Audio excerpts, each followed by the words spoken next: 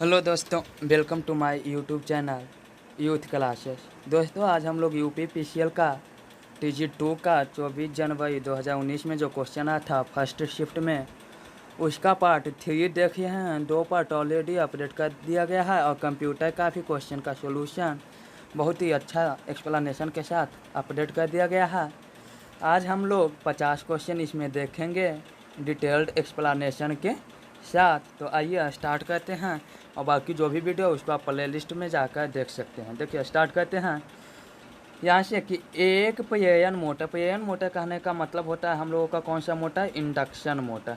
एक प्रेरण मोटर में यदि पोल की संख्या दोगुनी हो जाती है तो गति होगी। देखिए गति जो सिंक्रोनस गति होता है जिसको NS से सूचित किया जाता है, NS इज इक्वल टू होता है 120F/P,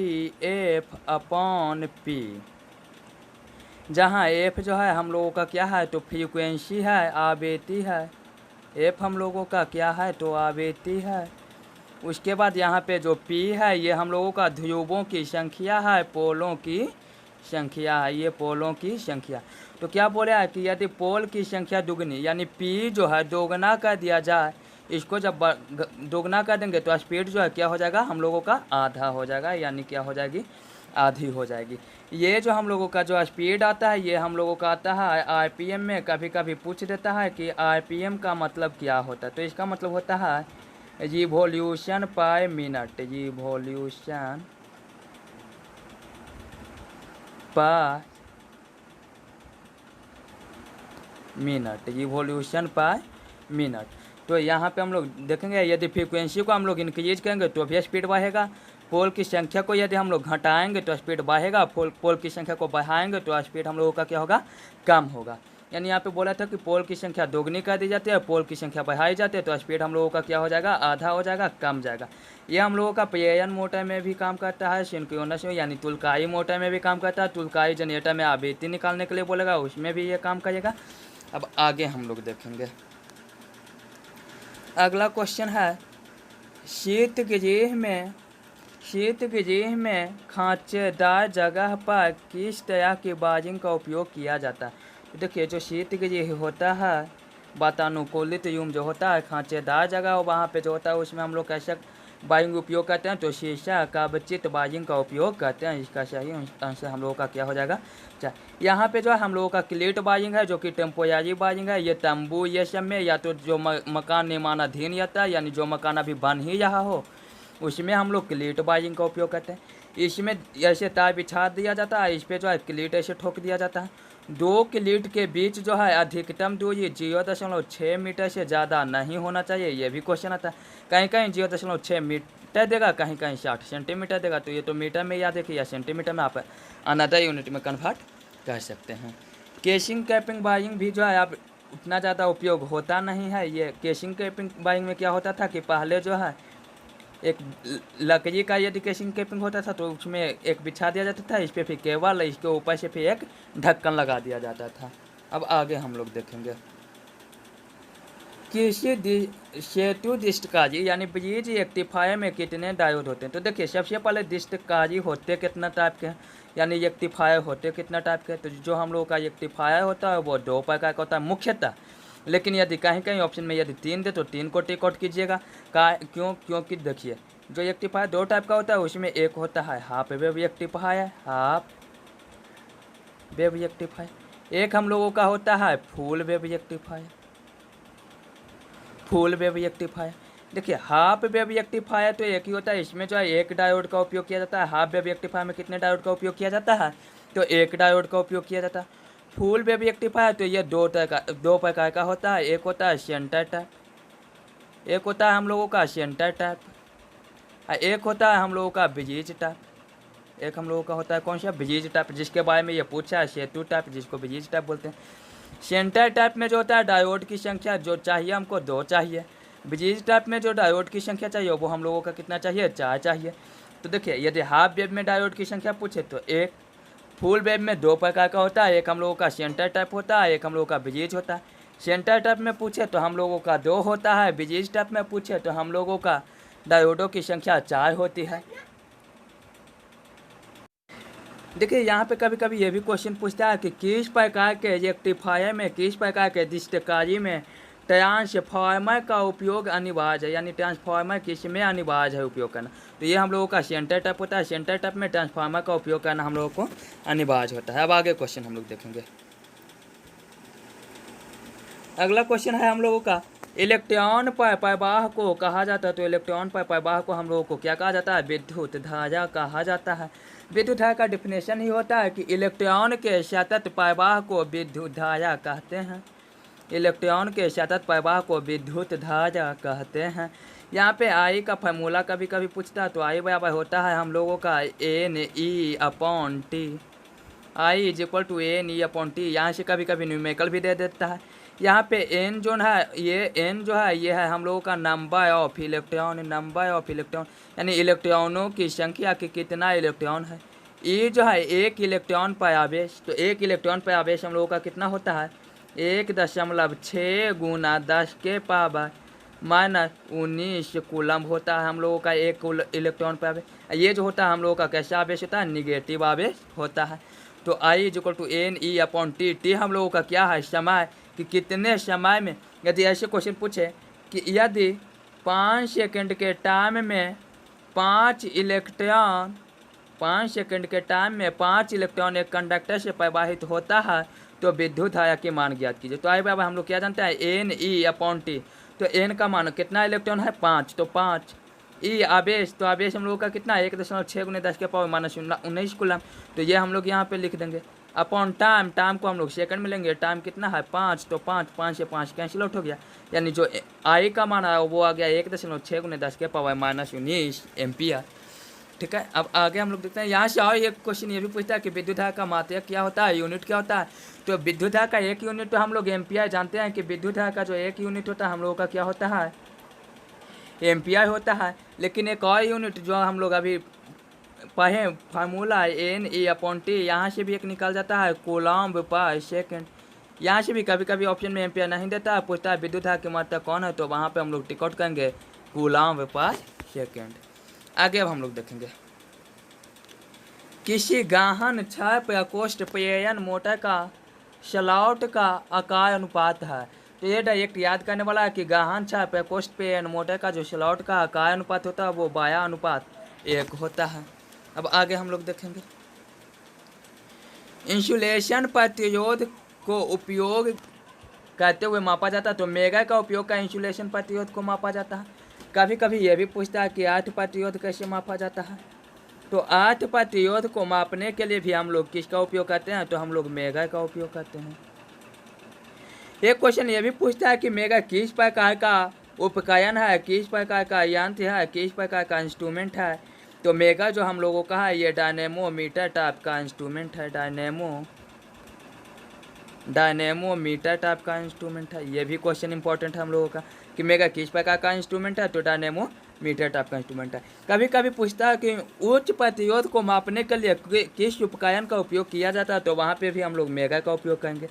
अब इसमें हम लोग आते हैं मल्टीमीटर। मल्टीमीटर का उपयोग हम लोग कहाँ करते हैं? तो मल्टीमीटर का उपयोग वोल्टेज यानी कि विद्युत विभवांतर या तो विद्युत धारा या प्रतिरोध, तीनों चीज़ को मापने के लिए हम लोग मल्टीमीटर का उपयोग करते हैं। मल्टीमीटर से क्वेश्चन पूछता है कि निम्नलिखित में से कौन मल्टीमीटर द्वारा नहीं मापा जा सकता है। ऑप्शन ए में आता है वोल्टेज, ऑप्शन बी में आता है करंट, ऑप्शन सी में आता है प्रतिरोध, ऑप्शन डी में आता है आवृत्ति। तो हम लोग मल्टीमीटर से कौन कौन चीज़ को मापते हैं? तो वोल्टेज को मापते हैं, रेजिस्टेंस को मापते हैं, और विद्युत धारा यानी करंट को मापते हैं। हम लोग किसको नहीं मापते हैं? तो फ्रीक्वेंसी को हम लोग नहीं मापते हैं। ये मल्टीमीटर से। टैकोमीटर से जो है हम लोग जो है स्पीड को मापते हैं, घूर्णन स्पीड को हम लोग टैकोमीटर के द्वारा मापते हैं। अगला हम लोगों का है किसी स्टार डेल्टा संयोजन में ऊर्जा को द्वारा व्यक्त किया जाता है। तो देखिए या तो स्टार हो या तो डेल्टा हो। यदि लाइन दिया हुआ तो लाइन के लिए होता है U3 line voltage into line current cos theta. ये हम लोगों का स्टार डेल्टा को हो जाएगा। यदि ये वैल्यू फेज में दिया हुआ हो तो हम लोगों का हो जाएगा 3 इंटू फेज वोल्टेज गुना फेज करंट गुना कॉस फाई। ये हम लोगों का हो जाएगा।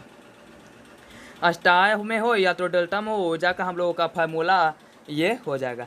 यदि वो बाही पे पूछे वास्तविक ऊर्जा, तो वास्तविक ऊर्जा तो यही हो गया। और वहाँ पे यदि पूछे रिएक्टिव ऊर्जा, प्रतिघातीय ऊर्जा, तो वहाँ पे हम लोगों का फार्मूला क्या हो जाता है, तो यहाँ पे जो कॉस थीटा है इसके जगह पे बस साइन थीटा का हम लोग उपयोग कर देंगे। यहाँ पे कॉस थीटा हम लोगों का क्या है, तो यहाँ पे कॉस थीटा पावर फैक्टर है, जिसमें जो ये थीटा है, थीटा को कहीं कहीं फाई भी लिखते हैं। तो जो फाई है ये वोल्टेज और वाई के बीच का जो कोण बनता है वो वही है। अब आगे हम लोग देखेंगे।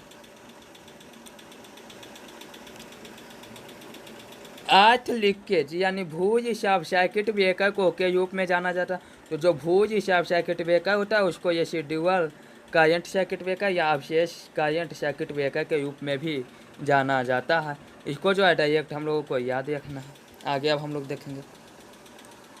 भू प्रतिरोध को मापा जाता है। देखिए तो यहाँ पे भू प्रतिरोध है, ऊपर भी बोले थे कि भू प्रतिरोध को मापने के लिए हम लोग किसका प्रयोग करते हैं, मेगा का। यदि मेगा तो यहाँ ऑप्शन में है ही नहीं, तो यहाँ पे हम लोग किसका हो जाएगा, भू प्रतिरोधक परीक्षक या टेस्टर का चौथा नंबर इसका सही हो जाएगा। आगे अब हम लोग देखें। स्क्वायर प्रकोष्ठ पेन मोटर पर स्लिप रिंग मोटर की वही वरीयता दी जाती है, जहाँ देखिए इंडक्शन मोटर हम लोगों का 2 प्रकार का होता है। इंडक्शन मोटर हम लोगों का कितने प्रकार का होता है, 2 प्रकार का।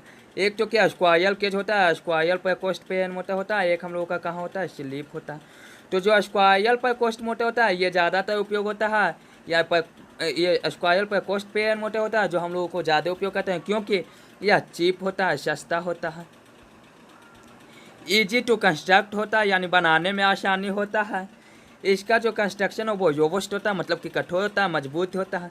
इसका जो मेंटेनेंस कॉस्ट है यानी उसको सही रखने का जो खर्च है वो हम लोगों का काम होता है। लेकिन स्लिप रिंग इंडक्शन इसका स्क्वायर के प्रकोष्ठ का जो है एफिशिएंसी भी हाई होता है, लेकिन स्लिप रिंग इंडक्शन मोटर जो है इसका ये महंगा होता है, इसके तुलना में स्क्वायर प्रकोष्ठ के तुलना में ये महंगा होता है। इसका मेंटेनेंस कॉस्ट भी ज़्यादा होता है, इसका एफिशिएंसी भी कम होता है। लेकिन जो स्लिप रिंग मोटर है इसका जो टॉर्क होता है, जो बाला घूर्ण होता है, जो स्टार्टिंग जो आघूर्ण होता है वो स्क्वायर प्रकोष्ठ मोटर से स्लिप रिंग मोटर का क्या होता है, अधिक होता है। तो इसलिए हम स्लिप रिंग मोटर का उपयोग वहीं करेंगे जहाँ पे कि उच्च स्टार्टिंग आघूर्ण का उपयोग होगा, यानी कि इसका सही आंसर हम लोगों का कौन हो जाएगा, 3 नंबर। अब आगे देखेंगे। घरेलू मिक्सर की निर्धारित शक्ति है। तो जो घरेलू मिक्सर इसकी निर्धारित शक्ति कितना है, 100 से 600 वाट। अब कहीं कहीं क्वेश्चन ये भी आता है कि घरेलू मिक्सर में हम लोग किस प्रकार के मोटर का उपयोग करते हैं, तो हम लोग घरेलू मिक्सर में यूनिवर्सल मोटर का उपयोग करते हैं। घरेलू मिक्सर में हम लोग कौन सा मोटर का उपयोग करते हैं, यूनिवर्सल मोटर का। अब क्वेश्चन यहाँ से भी बनता है कि यूनिवर्सल मोटर किस टाइप का मोटर है, किस प्रकार का मोटर है, तो ये हम लोगों का AC सीरीज मोटर है। Universal motor AC series motor है। अब आगे हम लोग देखेंगे। प्लेट भोजन के लिए पृथ्वी में गड्ढा से कम नहीं होना चाहिए। तो जो गड्ढा होना चाहिए पृथ्वी में 3 मीटर से कम नहीं होना चाहिए। हम लोग का प्लेट भोजन है, इसमें जो है प्लेट का डायमेंशन भी पूछता है। तो आर्थिंग में हम लोग 2 प्रकार के प्लेट का उपयोग करते हैं, या तो गल्वेनाइज्ड आयरन का उपयोग करें या तो कॉपर का। इसका डायमेंशन पूछेगा तो जो गल्वेनाइज्ड आयरन का जो होगा ये हम लोगों का हो जाएगा 60 बाई, ये सब सेंटीमीटर में 60 सेंटीमीटर बाई 60 सेंटीमीटर बाई 6.58 के लगभग होता है। इतना क्या होता है हम लोग का mm होता है। ये हम लोग का लंबाई हो गया, ये हम लोगों का चौड़ाई हो गया, ये हम लोगों का क्या हो गया, मोटाई हो गया। और भाई यदि कॉपर का बोले तो कॉपर में लंबाई चौड़ाई तो ठीक होता है, लेकिन मोटाई इसका आधा होता है, लगभग 3.12 के लगभग में होता है, 3.12 के लगभग में होता है। ये वैल्यू है जो कि लगभग में इतना ही होता है, ये mm में हम लोगों का होता है। आगे अब हम लोग देखेंगे। अगला क्वेश्चन हम लोगों का बोल रहा है कि BIS के अनुसार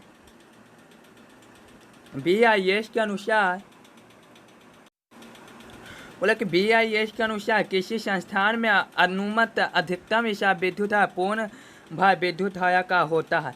देखो तो जो अधिकतम हिसाब होना चाहिए विद्युत धारा का वो 1/5000 गुना से ज़्यादा नहीं होना चाहिए। इसका जैसे हम लोग एग्जाम्पल देखते हैं। यदि मान लिया जाए कि कोई भी एक सब सर्किट है, इसमें एक बल्ब लगा हुआ है, एक पंखा लगा हुआ है, एक बल्ब लगा हुआ है, एक पंखा लगा हुआ है, उसके बाद एक टीवी लगा हुआ है, मान लिया जाए, हम डाटा मान लेते हैं, कुछ भी मान सकते हैं कि बल्ब में 5 एम्पीयर का करंट आ जाए, पंखा हमको जो है 6 एम्पीयर का विद्युत धारा ले जाए, टीवी हम लोगों का भाई 5 एम्पीयर का धारा ले जाए, यानी टोटल धारा इस सर्किट में कितना हम लोग का आया, तो 5, 10, 6, 16 एम्पीयर का। तो जो इसमें हिसाब होना चाहिए उस 16 का 1/5000 से अधिक नहीं होना चाहिए, यानी इसका 5000, इस इतना एम्पियर से अधिक हम लोगों का हिसाब नहीं होना चाहिए। ये हम लोगों का BIS के अनुसार होता है। अब अगला क्वेश्चन हम लोग देखेंगे। अगला क्वेश्चन हम लोगों का है कि BIS के अनुसार 3 फेजों और न्यूट्रलो तारों का क्रमागत यांग होता है। तो देखिए हम लोग जानते हैं कौन कौन है, 3 गो फेज वायर होता है, एक हम लोगों का न्यूट्रल होता है और एक हम लोगों का अर्थ वायर होता है। तो देखिए अर्थ हम लोगों का कैसे होता है, ग्रीन होता है, अर्थ पे पेड़ पौधा होता है। तो इसके याद रखने का तरीका है कि पेड़ पौधा यानी अर्थ वायर का कलर भी कैसे होगा, तो अर्थ वायर का कलर हम लोग का ग्रीन यानी कि हरा होगा। उसके बाद न्यूट्रल वायर, न्यूट्रल वायर का जो होता है हम लोगों का कैसे होता है, ब्लैक, ब्लैक बोले तो हम लोगों का काला होता है। न्यूट्रल जो होता है हम लोगों का कैसे होता है, काला होता है। 3 गो है फेज, तो ये तो आप लोग जानते ही हैं कि R, B, Y, यानी R से Z, Z बोले तो हम लोगों का क्या हो गया, लाल, B फॉर ब्लू, ब्लू बोले तो हम लोगों का क्या हो जाएगा, नीला, बाई फॉर येलो, यानी फेज जो होगा लाल, नीला और पीला होगा। न्यूट्रल हम लोगों का काला होगा, अर्थ जो होगा हम लोगों का कैसा होगा, हरा होगा। तो इसका जो सही आंसर है हम लोगों का, इसका हम लोगों का सही आंसर कौन सा हो जाएगा, तो इसका सही आंसर हम लोगों का 2 नंबर हो जाएगा। अब आगे हम लोग देखेंगे। 2 वाट मीटर वाली विधि का उपयोग, 2 वाट मीटर वाली विधि का उपयोग 3 फेज प्रणाली में ऊर्जा मापने के लिए तब किया जाता है जब हो। तो देखिए जब 2 वाट मीटर का हम लोग उपयोग करेंगे तो वो संतुलित भार को भी माप देगा और असंतुलित को भी। लेकिन यदि बोलेगा कि संतुलित 3 फेज प्रणाली में ऊर्जा मापने के लिए न्यूनतम कितने वाट मीटर की आवश्यकता है, न्यूनतम, तो न्यूनतम 1 वाट मीटर भी आएगा तो भी हम संतुलित यदि लोड हो यानी भार संतुलित हो तो न्यूनतम 1 वाट मीटर से भी माप सकते हैं। लेकिन यदि भार असंतुलित हुआ न्यूनतम वाट मीटर की संख्या पूछे तो हम लोगों का कितना हो जाएगा, 2, ये 3 फेज के लिए। ये हम लोग निकालते कैसे हैं, यदि 4 फेज का हम लोगों का पूछे तो 4 - 1 यानी कि 3 वाट मीटर का न्यूनतम आवश्यकता होगा असंतुलित के लिए। यानी असंतुलित भार में न्यूनतम वाट मीटर का संख्या बराबर हो जाता है फेजों की संख्या माइनस 1। जैसे 4 फेज में बोले असंतुलित 4 फेज में तो 3 वाट मीटर की आवश्यकता होगा, असंतुलित 5 फेज में बोले तो हम लोगों का 4 वाट मीटर का आवश्यकता होगा।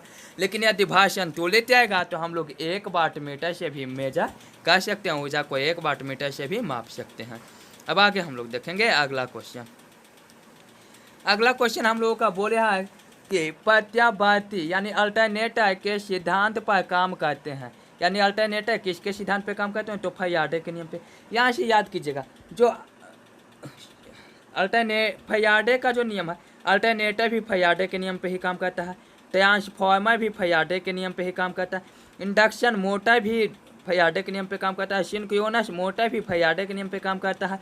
उसके बाद हम लोगों का शंट मोटर हो गया, यानी डीसी मोटर कह सकते हैं, सीरीज डीसी मोटर कह सकते हैं, डीसी जनरेटर कह सकते हैं। यानी जितना भी रोटेटिंग मशीन है, जो रोटेटिंग मशीन और उसके अलावा एक ट्रांसफार्मर, जिस सब का सब लगभग किस पे काम करता है, तो Faraday law of electromagnetic induction पे काम करता है।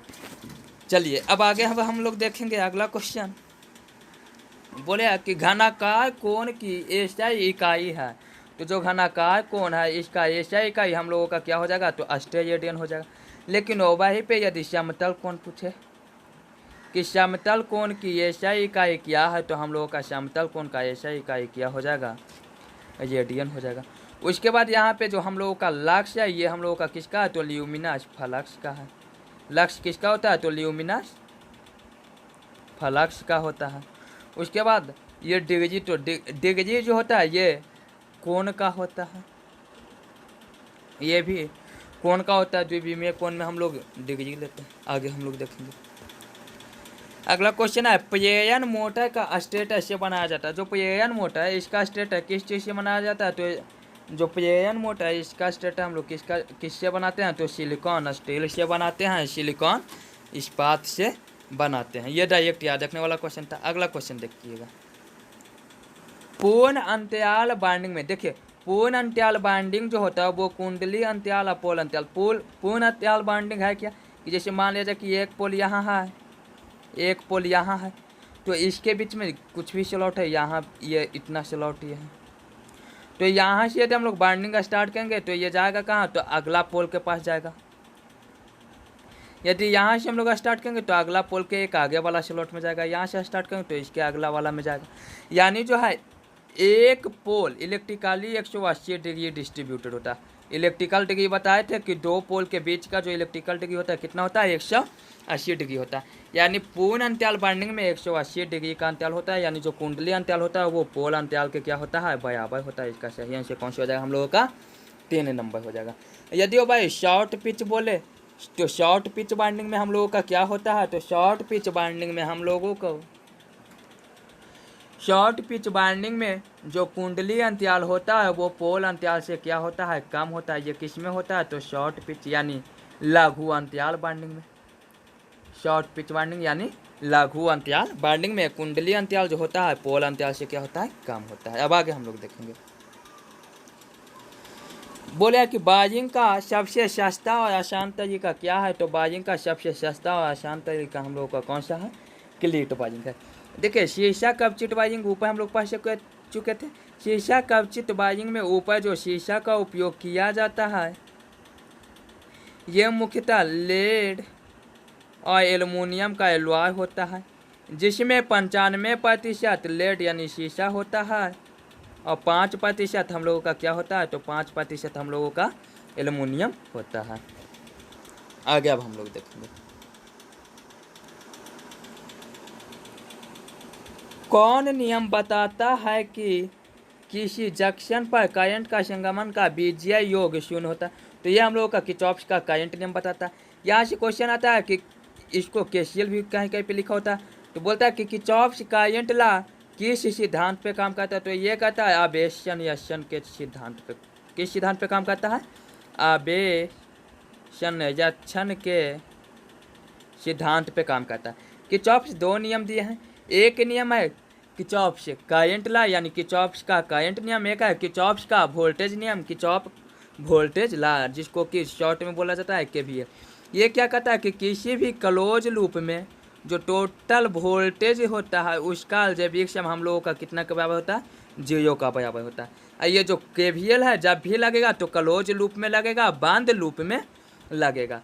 केवीएल भी पूछता है कि केवीएल किस सिद्धांत पे काम करता है, तो जो केवीएल है ये हम लोगों का किस सिद्धांत पे काम करता है, तो केवीएल ऊर्जाशन यक्षण के सिद्धांत पर काम करता है। केसीएल आवेशन यक्षण के सिद्धांत पर, केवीएल ऊर्जाशन यक्षण के सिद्धांत पर। ये इंपॉर्टेंट क्वेश्चन है, यहाँ से क्वेश्चन आते रहा है। अब आगे हम लोग देखेंगे, इलेक्ट्रिक इंक्यूबेटरों का उपयोग में होता है, तो इसका उपयोग जो है पोल्ट्री फार्म में किया जाता है अंडे को सेंकने के लिए। किसके लिए उपयोग किया जाता है, अंडे को सेंकने के लिए। सेंकना मतलब अंडे को गर्म करने के लिए किसका उपयोग किया जाता है, इलेक्ट्रिक इंक्यूबेटरों का। इसका उपयोग यानी कहाँ किया जाता है, पोल्ट्री फार्म यानी मुर्गी फार्म में। अब आगे हम लोग देखेंगे, कोरोना प्रभाव द्वारा काम किया जाता है, तो सबसे पहले हम लोग जानेंगे कि कोरोना प्रभाव होता क्या है। तो जब उच्च विभव पर ट्रांसमिशन लाइन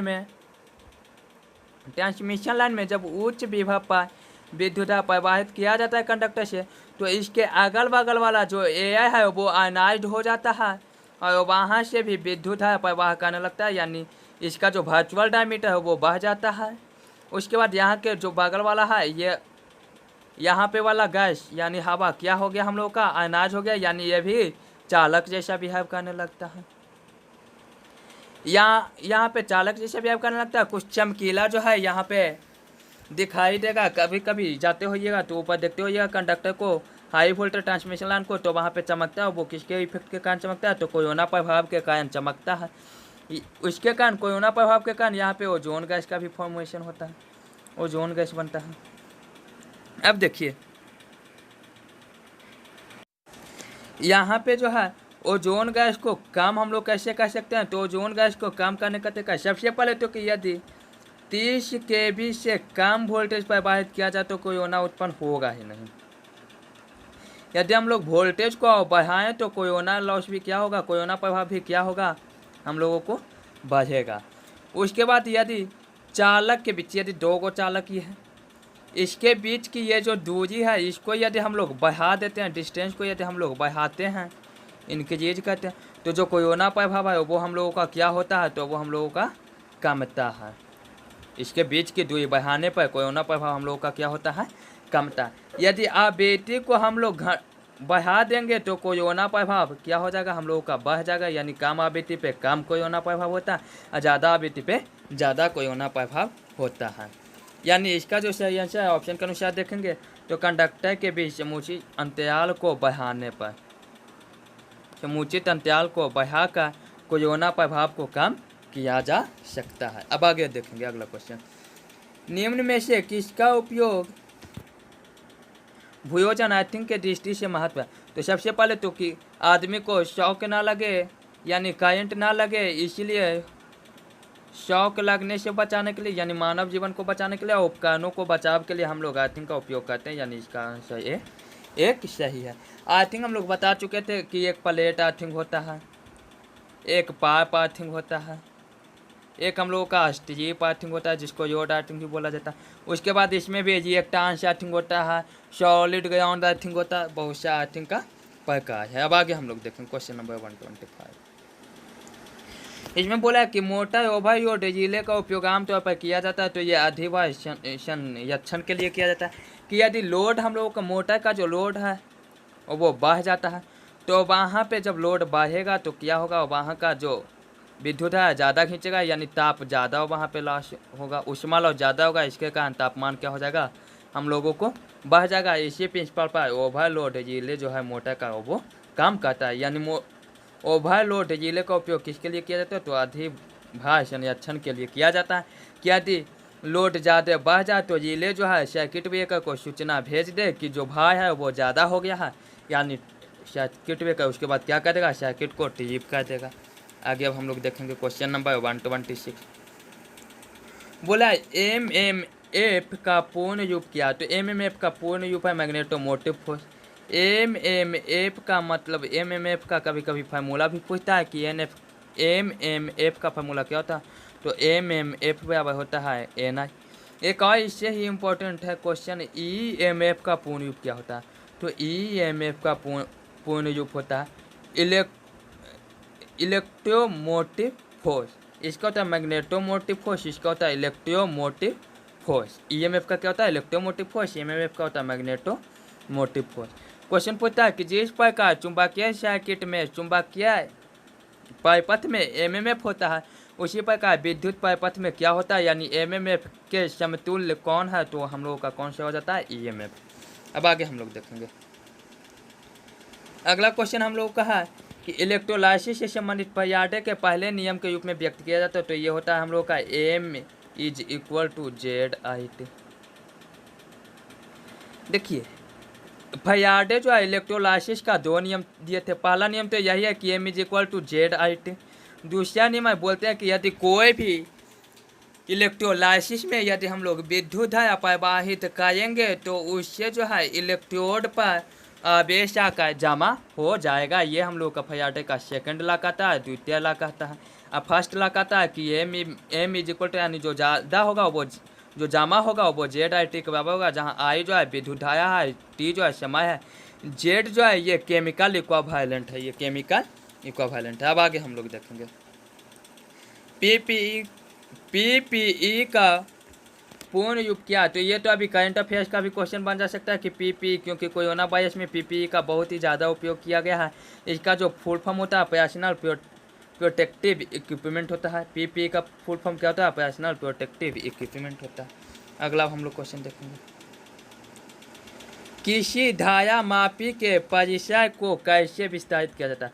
तो देखिए यदि धारा मापी का परिसर का हम लोग विस्तार करना है तो स्मॉल रेजिस्टेंस यानी कि लघु रेजिस्टेंस को शंट में जोड़ेंगे, यानी शंट बोले तो समानांतर में। यदि धायामापी का रेंज बढ़ाना है, पैसा बढ़ाना है, तो स्मॉल या असिस्टेंस को शंट में ऐड करेंगे। निम्न प्रतिरोध जिसको बोला जाता है, तो निम्न प्रतिरोध के साथ समानता में जोड़कर। लेकिन यहीं पे यदि विभव मापी आता, वोल्ट मीटर आता, तो उच्च प्रतिरोध को सीरीज में जोड़ते। इसका प्रयोग यानी ये जो 2 नंबर ऑप्शन है, इसका उपयोग किसके लिए किया जाता है, तो वोल्ट मीटर के परिचय रेंज को बढ़ाने के लिए उच्च प्रतिरोध सीरीज में जोड़ा जाता है। धायामापी है तो निम्न प्रतिरोध समानांतर में हम लोग ऐड करेंगे। अब अगला क्वेश्चन हम लोग देखेंगे। अगला क्वेश्चन हम लोगों का बोल रहा है कि उच्च गतिशील प्रत्यावर्ती में उपयोगी घूर्णित रोटर है। तो देखिए जो उच्च गतिशील होता है, इसमें हम लोग बेलनाकार पोल घूर्णित लेते हैं। कभी कभी पूछता है कि जो उच्च गतिशील होता है उसका रोटर का डायमीटर ज़्यादा होता है या कम होता है, तो जो रोटर का डायमीटर होगा वो कम होगा, और जो रोटर होगा उसकी लंबाई यदि पूछेगा तो लंबाई क्या होगा, ज़्यादा होगा। किसके तुलना में, तो गहन छाप या कोष्ठ घूर्णित के तुलना में। इसका उच्च गतिशील का जो है यानी बेलनाकार का है, इसका उपयोग हम लोग करते हैं थर्मल पावर प्लांट में। कहाँ पे, थर्मल पावर प्लांट में, न्यूक्लियर पावर प्लांट में। लेकिन यदि वही पूछेगा कि जहाँ कम गतिशील के लिए किसका उपयोग किया जाता है, तो कम गतिशील के लिए गहन छाया कोष्ठ घूर्णित का उपयोग किया जाता है। कम गतिशील के लिए किसका, गहन छाया कोष्ठ घूर्णित का। यानी कभी कभी ये भी क्वेश्चन आता है कि हाइड्रो पावर प्लांट में किस प्रकार के रोटर का उपयोग किया जाता है, तो जो हाइड्रो पावर प्लांट है इसमें हम लोग गहन छाया कोष्ठ घूर्णित का उपयोग करते हैं। अब हम लोग आगे देखेंगे अगला क्वेश्चन। अगला क्वेश्चन हम लोगों का बोल रहा है कि सीसा अम्ल किस बैटरी में इलेक्ट्रोलाइट होता है, किसी बैटरी में इलेक्ट्रोलाइट होता है। यानी सीसा अम्ल जो बैटरी है, लेड एसिड बैटरी है, उसमें इलेक्ट्रोलाइट के रूप में हम लोग किसका उपयोग करते हैं, तो घोला हुआ सल्फ्यूरिक अम्ल का उपयोग करते हैं। लेकिन वही पूछेगा निकेल आयन बैटरी में, निकेल आयन बैटरी में तो किसका उपयोग करते हैं, तो पोटेशियम हाइड्रोक्साइड का उपयोग करते हैं, KOH का उपयोग करते हैं। लेड एसिड सेल में घोला सल्फ्यूरिक अम्ल, निकेल आयन में हम लोग पोटेशियम हाइड्रोक्साइड का उपयोग करते हैं। अब हम लोग अगला क्वेश्चन देखेंगे। अगला क्वेश्चन हम लोगों का है the crimping of a wire और cable into a lug is done using crimping tool. Plier का उपयोग करके हम लोग क्रीपिंग का काम करते हैं। अब अगला क्वेश्चन, ये डायरेक्ट याद करने वाला क्वेश्चन है। अगला क्वेश्चन हम लोग देखेंगे। देखिए यहाँ पे क्वेश्चन है, कोई अष्टपोल यानी P का मान दे दिया है कितना, 8, परिवर्तक 750 RPM पर चलेगा, यानी NS का मान हम लोग कितना दिया है, 750 RPM। तो बोला प्रत्यावर्ती का आवृत्ति यानी F निकालने के लिए बोला। ऊपर हम बताए थे कि NS इज इक्वल टू होता है 1/20 F/P। तो NS का मान हम लोग को कितना दिया हुआ है, 750। तो हम लोग लिख सकते हैं 750 is equal to 1/20 into F तो हम लोगों को निकालना ही है, अपॉन P का मान हम लोग का कितना है, 8 से इसको काटेगा तो 15 8 20 से 15 5 75। F का मान हम लोग को कितना आ गया, 50 हर्ट्ज। F का मान हम लोग को कितना आ गया, 50 हर्ट्ज।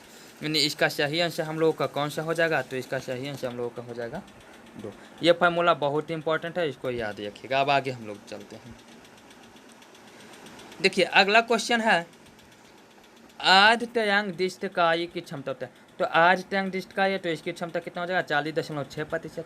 यदि पूर्ण तरंग डिस्टकारी होगा तो इसकी क्षमता जो हो जाएगी इसका दुगना यानी 81.2%। ये हम लोगों का पूर्ण तरंग डिस्टकारी का, या तो वो सेंटर टाइप हो या तो ब्रिज या सेतु टाइप हो, दोनों के लिए जो क्षमता होगा हम लोग का कितना होगा, 81.2 होगा। अब आगे हम लोग देखेंगे। अगला क्वेश्चन है कि 4 ओम वाले 4 प्रतिरोध समांतर में जोड़े गए हैं कुल प्रतिरोध। देखिए ये हो गया 1 2 3 4, यानी ये जो है 4 प्रतिरोध जो है समानांतर में जोड़े गए। यदि प्रतिरोधों की संख्या सेम हो तो डायरेक्ट आर बराबर प्रतिरोध यानी जितना है 4 बटा नंबर ऑफ प्रतिरोध की के को है, तो 1 2 3 4, तो 4 से 4 कट गया, यहाँ पे कितना हो जाएगा, 1 ओम। यानी इसका आंसर सही हो जाएगा कौन, 2। यदि ये फार्मूला याद नहीं है तो समानता के लिए हम लोग पहले ही पढ़ चुके हैं कोई पार्ट में, तो 1/I equivalent is equal to होता है 1/I 1 पाला 1/r2 plus 1/r3 plus dot dot dot वैसे ही 1/n तक। ये हम लोगों का समानांतर के लिए है।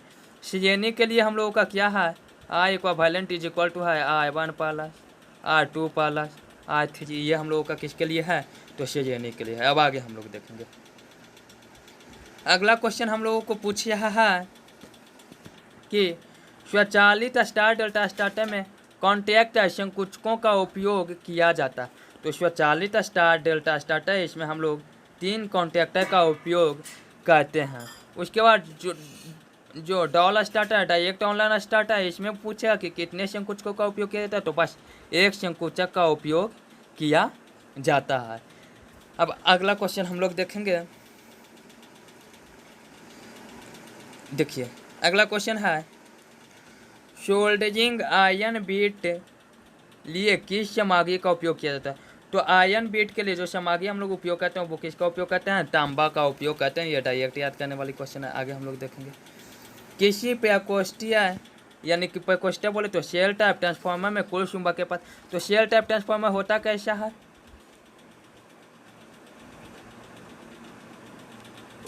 इस प्रकार का शेल टाइप ट्रांसफार्मर होता है। यहाँ पे जो है बाइंडिंग किया हुआ होता है।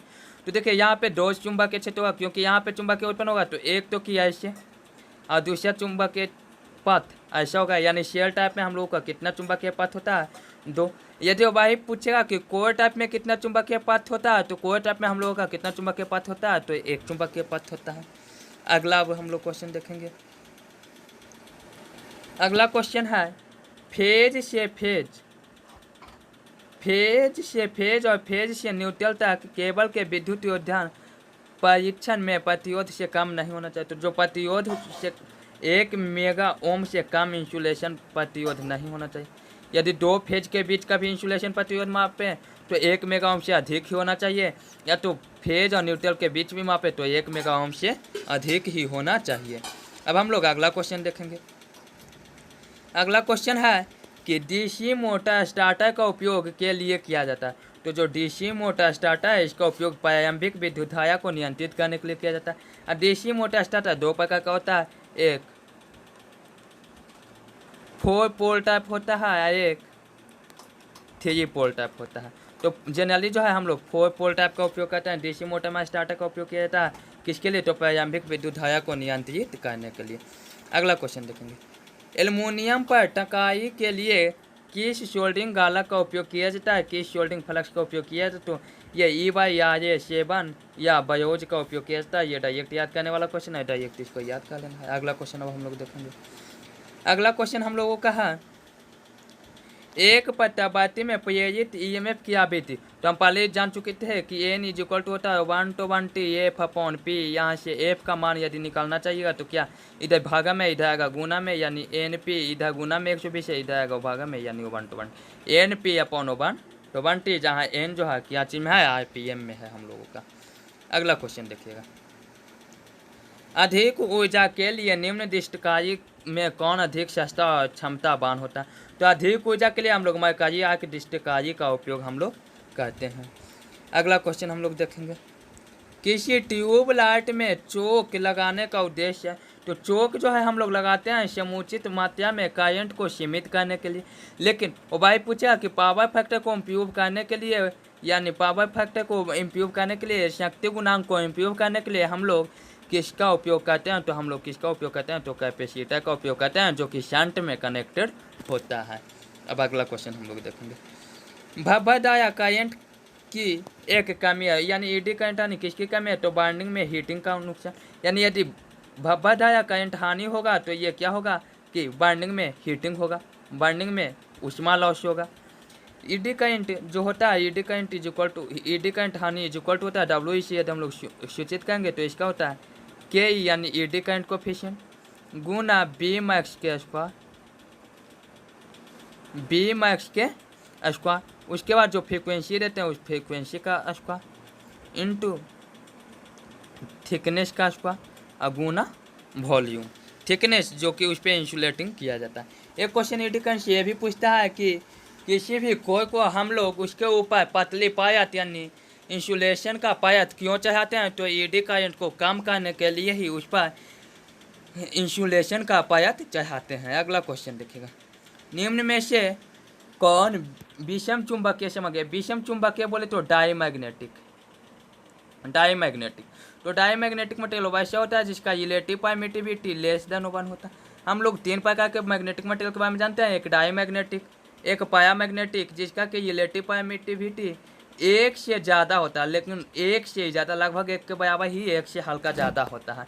उसके बाद एक हम लोग का होता है फेरोमैग्नेटिक जिसका जो रिलेटिव परमिटिविटी होता है वो 100 से भी ज़्यादा होता है। तो जो डाईमैग्नेटिक का उदाहरण है हम लोगों का क्या क्या है, सोना, तांबा और शीशा। फेरोमैग्नेटिक का एग्जांपल भी इंपॉर्टेंट है, ये हम लोगों का कौन कौन है, तो फेरोमैग्नेटिक का एग्जांपल है निकेल, उसके बाद आयरन, उसके बाद कोबाल्ट। ये हम लोगों का किसका उदाहरण है, तो ये हम लोगों का फेरोमैग्नेटिक का उदाहरण है।